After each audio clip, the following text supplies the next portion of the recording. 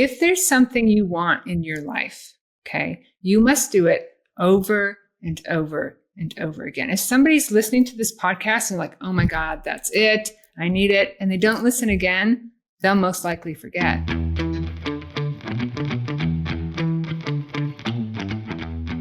Hello, fellow trailblazers, beautiful humans, and all around fabulous people. It's Michele Phillips, and we are coast to coast here today. I have with me Holly McNeill in California. Hello, Holly. Welcome to Write Your Outcome.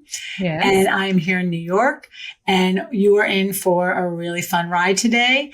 What I like to do with any guest is really, I read their information so I don't miss out any of the fabulous juiciness that these people have such fabulous resumes and they've done so much. So I'm going to read about Holly like I always do on my podcast, and then we'll dive into some questions. So sounds great.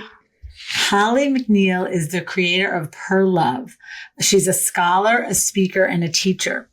She once managed billion-dollar hospital projects, but despite her success shaping environments meant to heal others, her own inner world was quietly unraveling. At 34, she experienced what is now widely recognized as the quarter-life crisis. I think John Mayer sings about that. A collapse of identity, purpose, and peace that no amount of outward achievement could prevent. The life she had carefully constructed fell apart. And when it did, Holly made a vow to rebuild something far more meaningful. That vow became a 20-year journey. While continuing her architectural career, Holly turned inward, immersing herself in the study of neuroscience, quantum physics, psychology, and spirituality. Her journey brought her face to face with the subconscious beliefs and emotional patterns that silently shape our lives. From this transformation, she created the P.E.R.L.O.V.E formula, which we're going to dive into, a clear, research-informed framework of mindfulness practices designed to help people pay attention to their thoughts, habits, and what they are creating. For in doing so, they can access greater clarity, peace, and joy. And I love the quote you have at the end of here. It says, once you understand how your mind works, you can begin to shine with your own light and become the architect of your world. Welcome, Holly McNeill. Thank you. Wow, that's a good bio. I'm like, where did I, write so many bios? I'm like, wow, who is this person? That sounds great. I love it. It's you. It's all you. You are shining your light. Yeah. And, I always say all of us are here to heal, and all of us suffer. We all suffer from something, sometime, somewhere. Yep. And our journey in this earth body is to heal. So tell us the defining moment when you said, okay, I need to write a new outcome for myself because this is Write Your Outcome. Yes. The outcome I'm living is not where I want to stay. Yeah. Well, thank you, Michele. I'm so happy to be here. And like I said in the bio, I had everything you're supposed to want. I was managing right at 27, I had, I was at construction meetings with 10 to 15 guys around me, all listening to what I had to say. I had a beautiful husband. I built a house, 2 kids, great cars, right down to our pets, Alfredo and fettuccine, But I woke up every day feeling anxious and unworthy. And at 34, I got sick from some choices I made and some choices.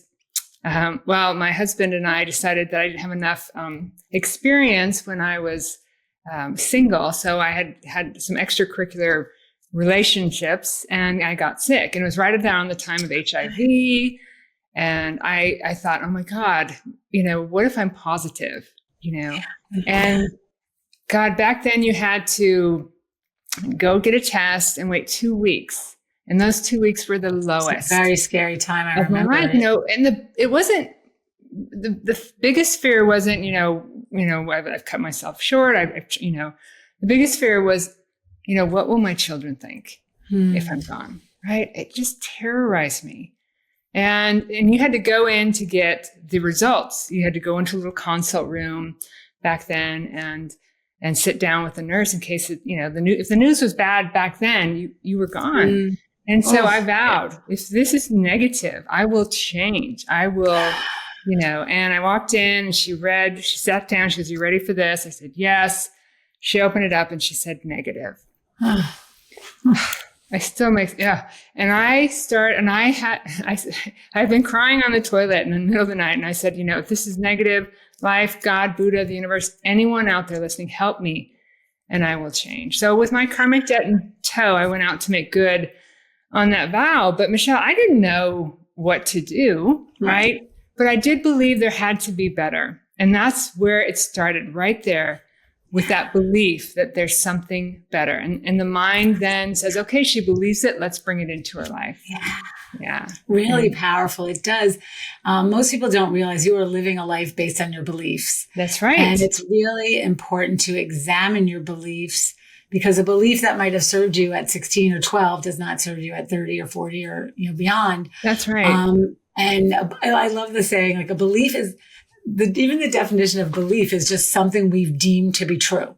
Yeah, exactly. It's what you've deemed to be true. So if you want to deem something else true, you have the power. Yeah. And it's not necessarily, most of our beliefs are below our level of awareness. And you're running on those autopilot beliefs that most of them are outdated and unhelpful and not even true. But you create your life from that. And that's exactly what I was doing. So where do you start? Physically, mentally, and spiritually, we're all connected. So you start with the belief that there's better and really just keep that intention. Mm-hmm. And then I just started with a little meditation and physical exercise. But when you do that, when you put the intention out to change, watch what shows up. I was across the state on a business trip. And I walked into Barnes & Noble, and there on the new arrivals was a book by Cheryl Richardson, Stand Up for Your Life. Yeah. What was it called? Stand Up for Your Life. I've read some of her books. I don't remember that one. I picked up the book and I opened it up. And in the beginning, she's talking about her own exercises and stuff, but it says, be careful what you wish for.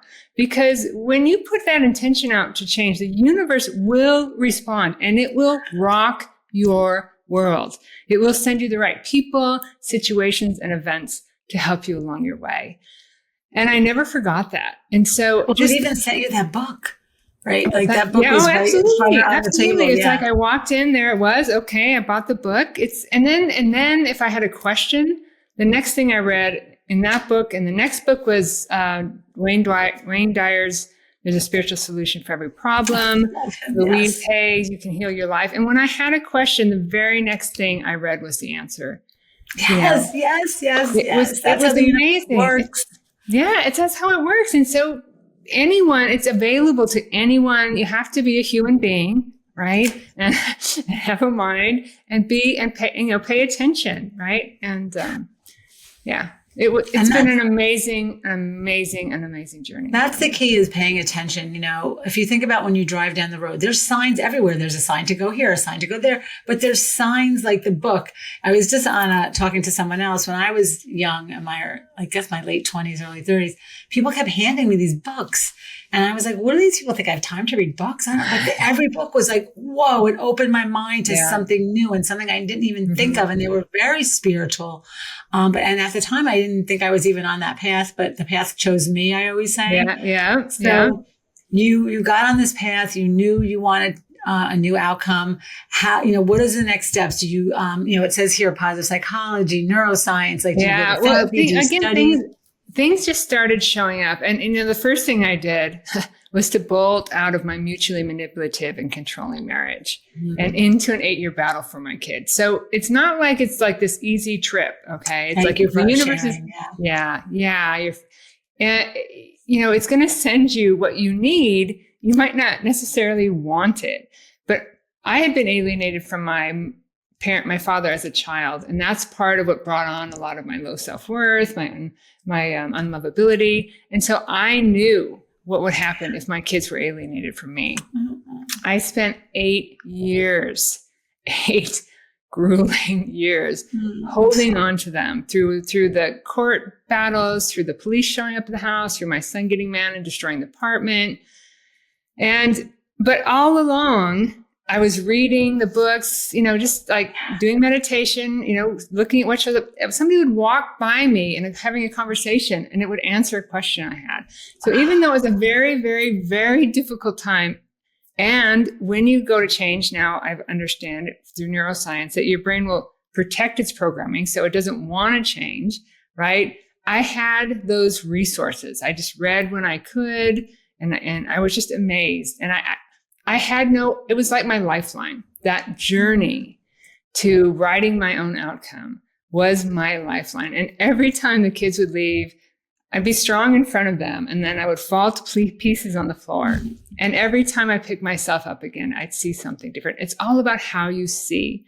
You either see through the lens of your experiences, or you see what you're thinking and what you're creating from a place of awareness and observation. So. Yeah, you said something really important, Holly, I want to stop on is, when you ask for the awakening, you ask for, it to be better. Sometimes what life serves you isn't what you expected. You're like, I didn't order this. Yeah. One of my friends wrote, this isn't the life I ordered, but there are the gifts. There are the gifts in the healing and the wounds and the drama and the pain. So knowing, that saying this too shall pass is probably the wisest thing my ever dad spoken. always used to say that. And without those 8 years, I wouldn't have changed in the way I wanted to. I regret, of course, the kids. It's my only regret in my life is my kids being in the middle of that divorce. Mm-hmm. But for myself personally, I see life so differently now than where I was. I see you as the phoenix, right? The phoenix rises from the ashes. So now you come out, you don't maybe just come out as the phoenix. It's slower than that. But you create in the fairy tales, it looks like that. Yeah. You create P.E.R.L.O.V.E. Tell us what P.E.R.L.O.V.E. is. So it started, so all of this went down with getting sick and the HIV right around 9/11, which is, I don't know when this will air, but it's today. So, remember we lost our lives. Today is 9/11 that we're recording this. So yes. For those of you listening. Yeah. And so, and like I said, it was all a journey. At first, I was just, for the first 10 years, I was just trying to find better. And I never, it's like a couple of times I fell off my path and life just slapped me right in the face. So if you're going to make this intention, stay on the path. And about 10 years in, I realized I had something to say. So I started putting 2 intentions out to the world in my early 40s. The first was to retire from architecture before I turned 50. And I had been there, done that, got the t-shirt. I was in line to be the managing principal of one of the largest architecture firms in the San Francisco office of one of the largest architecture firms in the US. I'd built hospitals in Mecca, Saudi Arabia. I worked for Stanford. I worked in greater New York City area. But I put these intentions out to retire before I turned 50 and to have the time and space to write about what I had learned. And sure enough, I retired 2 days before I turned 50. Can you believe I'm over 50? Amazing. Oh my God. Never in a million years. Yeah, right. And I sat down to write, but it wasn't until we were all sequestered in our homes that I printed out a book proposal for a manuscript I've yet to publish, and I may or may not, but it really was a means to an end. I looked over at the pages and I could see the path that I could see a clear set of mindfulness and meditation practices based on that 20-year circuitous route I had just taken. And that's when P.E.R.L.O.V.E. was born, October 7th, 2022. Okay. Yeah. Yeah. So we're coming up on an anniversary. And tell us, does the initials stand for something? Yes, absolutely. So the first 3 practices, pledge, evaluate, recognize, are the more cerebral part of the formula. Pledge to make the habit of watching your mind without paying attention, which is the name of my podcast that you've been my guest on. Yes. I'm a guest on her podcast as well. Yes. So without paying attention, you're on autopilot. The mind doesn't discriminate between good and bad conditioning, your subconscious mind. 95% of everything is below your level of awareness. So it just goes back into that black box and picks up whatever. 95%, that's a big percentage. It is a big percentage. And so we're on autopilot if we're not at least watching what's going on in there. So pledge to make the habit of watching your mind 1 minute, 6 times a day. Habits are how the brain works. It's how the mind changes, with neuroplasticity. It's all about habits. So you can choose, create the habit of watching the mind. I love that. I know there's all these more steps, but I want to get that right. So I'm a habit girl. My first book was Happiness is a Habit. Yes. So watch your mind for 1 minute, 6 times a day. Just take a deep breath. You close your eyes, and without judgment and with curiosity, you just pay attention. You're just watching to see what comes up. And you don't even really have to record or kind of like, oh God, I have to memorize them, or there's no thoughts in my head. The thought that there's no thought in your head is a thought. All you're doing is creating the habit of checking in. Love right? it. You do it over and over and over again. It starts to happen automatically. I remember Beautiful. the first moment, I'm like, I can see my thoughts, right? Right? It's amazing. All of a sudden you're like, okay, it happens. And then it becomes automatic and just a part of your daily life. And so very, very good first step. Yeah, and from there, so the PER, like I said, is more cerebral. I think it's kind of the missing part because there's so many practices on the love practices are the more spiritual ones. But this is really, let's make a habit of watching the mind. Let's evaluate what we find there. Right? Evaluate those ideas that are outdated, that don't serve you, that aren't even true, and then recognize them as they come up in your daily life. There's a moment when they first come up. You can grab it, look at it. Is this serving me? Is this even true? Is this bringing or creating the life I want? And if not, you send it out, right? Yeah, and that's everyone listening, just really so important because we don't realize we're on this repeat loop every day. Yes. Because, we're kind of just repeating the thoughts and the beliefs that we had yesterday. But when we slow down, like Holly's suggesting, you could say, oh my God, there's those, the mean girls in junior high, and I'm thinking of them, and that's not who I am anymore. I'm a totally different person. So that's an old thought. That's an old habitual thought loop that I choose not to run anymore. It's funny. I think I told you before we started recording, I just came back from my class reunion. And talk about old thought loops. Yes. It was just a perfect example because the first night I went in with all my habits and beliefs from high school. Who's popular? Who's not? They won't like me. Oh, that person might. And I did not have any fun. It was not fun. And I went back to my sisters and I'm like, do I even have to go back the next day? And then I thought, wait a minute, I know how this works, right? I'm just going to let go of all that judgment. I've let it go before. I'm going to walk in with an open heart, which comes in the love practices, and just be there. And I walked in the next day and I started talking to someone, and I never stopped talking to people until I left. I reunited with people from elementary school. I talked to people in high school I'd never talked to before. I talked to spouses that were sitting there by themselves because they got dragged to this thing. It was so joyful and wonderful. But that's the difference, right? I was either entangled in those old patterns or open. And that's the beauty of watching your thoughts. That's such a good example. I think anyone listening could relate to those old high school dramas and traumas. So that's the PER. And then what is the love? So once you recognize these things and you start to let them go, you start to unravel this neural net. So nerve cells that wire together, creating this neural net of long-term relationships that you start to identify with you when you don't question them. They become your personality and who you are. But when you start to let them go, you kind of look at them. You're instead of being in them, you're looking at them, and you start to see space, right? You locate in L for love, the more spiritual part of the formula. You locate the space between your thoughts, emotions, and feelings. That's where all your peace is, that space of awareness, that clarity. And you locate it, and you're only going to get glimpses of it at first because that's how a habit works. When you find something, you kind of hold on to it as long as you can, expand it. But the more you do that, right, you create this space to then drop from your head all the chaos in your mind into your heart. So O then is to open your heart.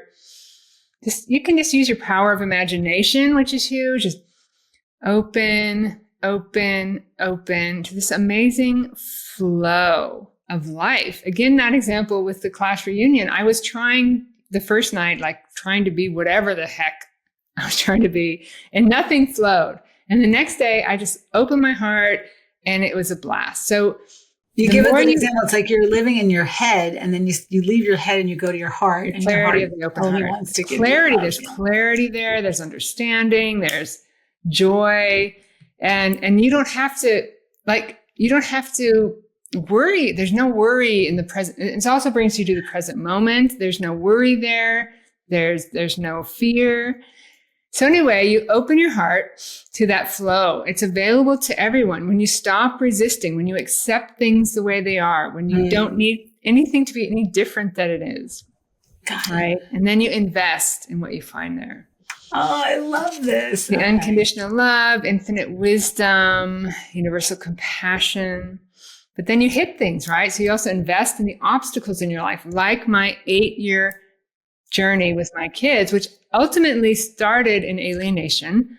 I was alienated for a while, but I'm very fortunate because very few alienated people recover. But I did recover. But everything you hit against, anytime you have pain in your body or anytime you're struggling or suffering, that's hitting against those patterns and habits that's stopping that flow. And if I'm hearing you right, Holly, it's like, even if something's showing up that you don't want, you've somehow invested in that unconsciously. Yes. So look at it. Why is this showing up? What is hitting in me? Because if it's not hitting something in you, you can let it flow through. That's what the flow is, right? You let it flow through. Life flows, baby. But that's people that are angry and depressed, a lot of it's that flow gets stuck. That energy gets stuck and you suffer. All suffering comes from judgment and contradiction, which guess what? Most thoughts are judgment, off-center, this is good, this is bad, this will help me, I don't want this, if I only had this, I don't, push this away. I like to say to myself sometimes, every time I judge someone, I'm wrong. Right? Who am I to know? Who am I to judge? It's like, judging, 9 times out of 10, I'm wrong. So let it go. So letting that go and letting that judgment go and that flow gets you to the second E in P.E.R.L.O.V.E, expanding beyond your conditioned limits. It's a beautiful journey. And like you said at the beginning, it's the human journey we're here to take, right? When we were born, we had 360-degree personalities. We were literally balls of light, right? And then we were born and it's cold and our parents, we learn all these things. We forget that we're that ball of light, right? But now we're a ball of light that can see and smell and experience and evolve.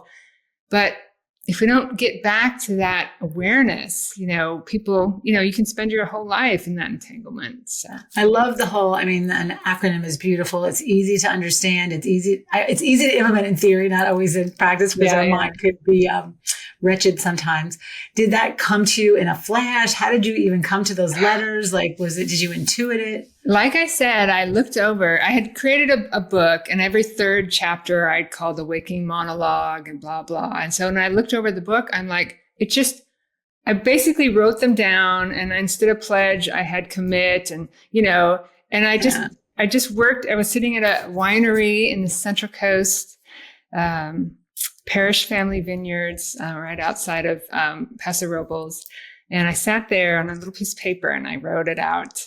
And it stuck. So it came to me as that the wisdom comes through you in that flow.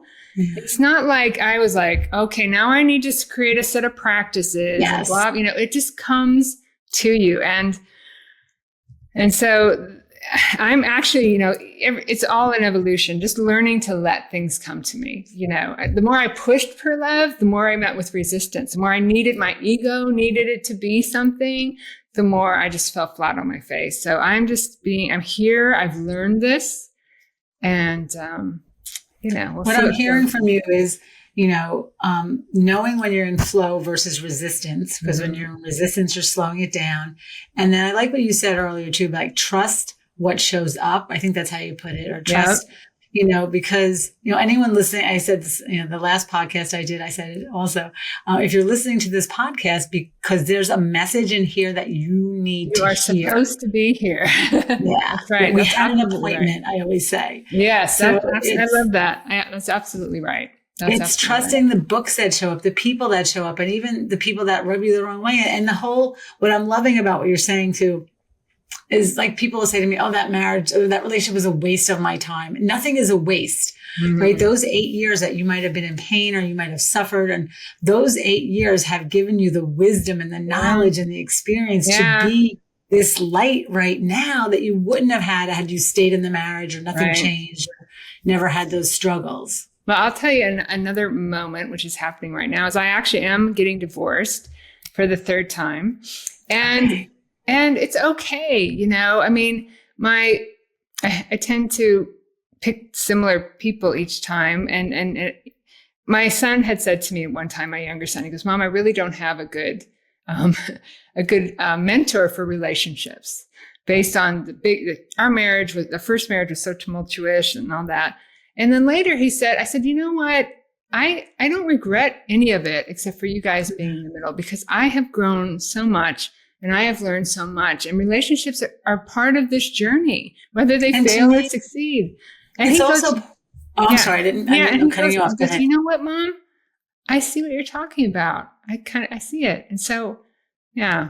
Anyway. Yeah, it's a societal construct. Yeah. I always say people decide, I don't want to work at this job anymore. I don't want to drive this car anymore. I don't want to live in this house anymore. But if we decide we don't want to be in a relationship anymore, we think, why? It's like, what happened? Oh yeah, it's like people grow at different rates. And, I'm divorced. I'm married the second time. And I always say my first husband, he's a good man. He's just not good for me anymore. So it doesn't make him a bad person. It just means that we're all on a path. And for a time, we taught each other things. And even in separating, you teach if you're open and willing to see that teaching.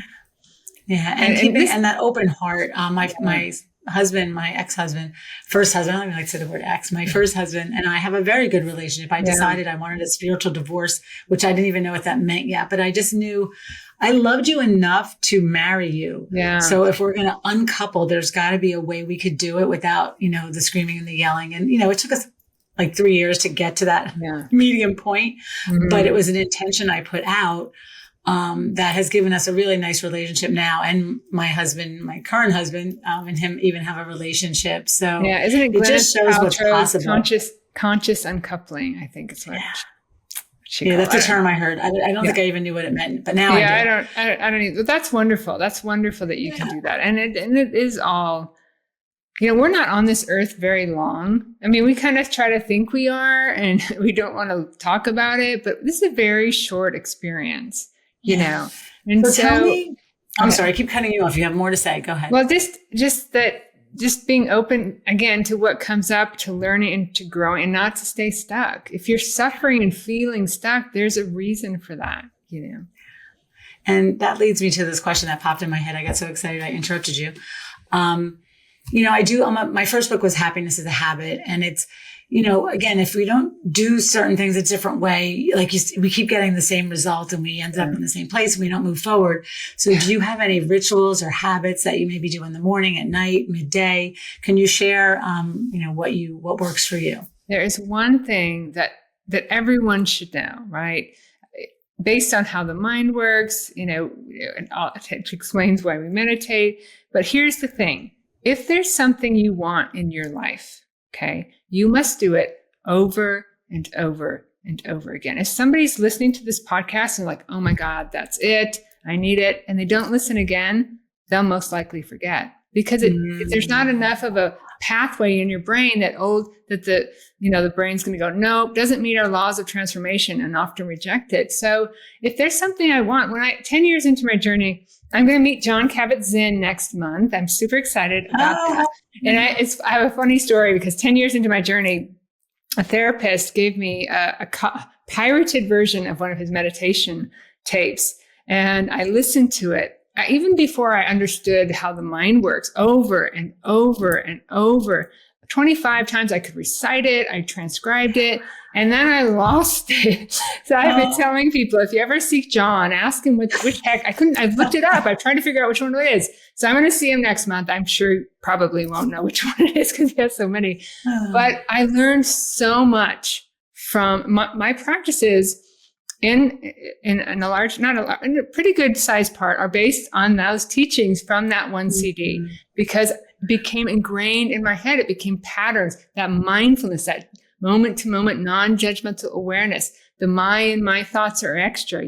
What have you stuffed in your long black bag? All of these lessons. So if you're out there and there's something you want, if this makes sense to you and you're like, this is it, re-listen to it over and over and over again, because your brain doesn't care between good and bad conditioning. You can choose what programs are in there for sure. That's so beautiful. The repetition is so, is so important. Yeah. Years ago, when I got on this journey, I started reading all these books and I couldn't read enough. And I was like, and after a while, I was like, they're all saying the same thing. Yeah. And I was like, Michele, because you need to hear it and over and over again. Yeah. So I do still to this day, when I listen to a book or read a book, I always have my journal or notebook and I take notes. So I read it and I write it because it gets in. Yeah. And I love that you're making that point.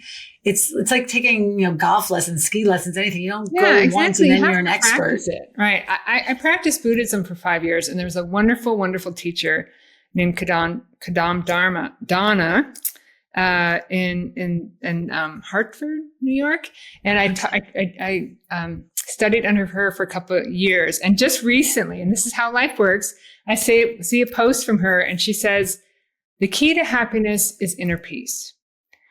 And I'm going to keep repeating this to you over and over and over again, because a lot of times you don't need a lot of information. You just need to hear the correct information many times. So in my class, I teach a class twice a month called the Awareness Hub, and I played it, and then I played it, and then I played it in the class, Yeah. And so that's, the repetition is so important. And it's like, where you're getting, it's like, I think Jim Rohn says, where you're getting your spiritual supper. You have to eat every day. You're eating food, but it's like, what are you feeding your mind every day? If you're feeding your mind, these things are so cliche. And I always tease we say them, but we don't live them because they're not really in us. So when you start to live them and you start to beat yourself up less and less. It doesn't take a lot of time to live them, and it just takes, your attention. Yeah. And the so brain your habits are, pardon me?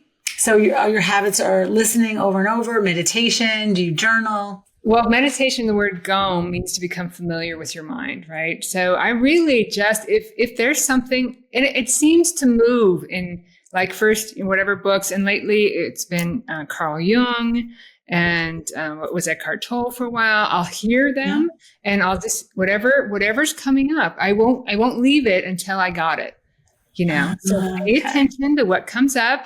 And then, I had my Akashic Records read the other day. And I have a friend who's had it done 4 or 5 or 6 times, but I've listened to the same reading and gotten so much out of it over and over and over. So really, I do meditate. I don't meditate traditionally. I meditate at night before I go to bed, practicing being open. I still do it. Open. You're unraveling, right? And I remember the moment I unraveled enough to say, wow, I wasn't even Holly before I got here. I was creation. I was conscious awareness, So it's about being on the journey, paying attention. And meditation is important, and we could go into that if we had more time. But just over whatever is hitting you, if it's something you want to bring into your life, over and over again, and then that opens another doorway. Right? Yeah. You just hit on, I love it so much. I think I read A New Earth 14 times. Yeah. I read it. I underlined it. I listened to it. I had on Audible. I had the actual book. That's right.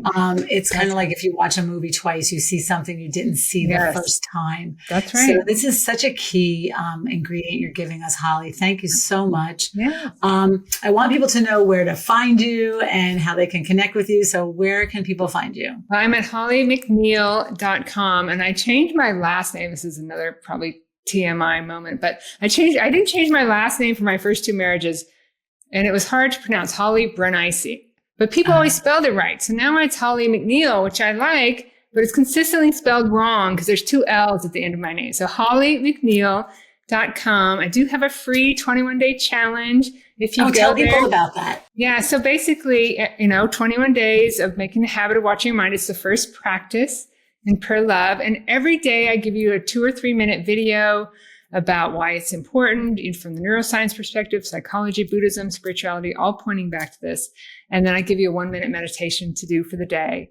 And then if you get to the end, they say 21 days to start a habit. It can take up to 66. So go back to the first one. It's just it's all free. It's a free challenge. Create your inner observer. to do that first practice. Okay, everybody go right now, because I'm the habit woman. I'm the habit That's lady. right. It's happiness is a habit. Yeah. And if you get good at watching your thoughts, you will have a happier life. I will guarantee you. That's 21 right. days. There's no cost. So tell us where to find it again. So hollymcneil.com. hollymcneil.com. I also teach an awareness hub year-round mindful living. That's basically from January to December, we go P.E.R.L.O.V.E, and then we repeat. And I've had people in the class for 3 years, and it's always evolving, and it's a great online community. So. Oh, thank you so much. I love when my listeners tell me I bought this person's book or I'm reading this. So definitely I will have all your information in the liner notes. You are just a joy. I could see you doing the work. I could feel your good energy, and you're just, everything that emits from you is just beautiful. So when you're in your heart and not your head, you are, we're all beautiful, all of us. So. That is so true. And it's a world of difference. It's a different world for sure. Thank you so much for being a guest. Thank you, Michelle, for having me. It was really great. I appreciate it. Thank you. That's it, everyone, for this episode with Holly McNeill and Michele Phillips of Rate Your Outcome and Make It a Great Day.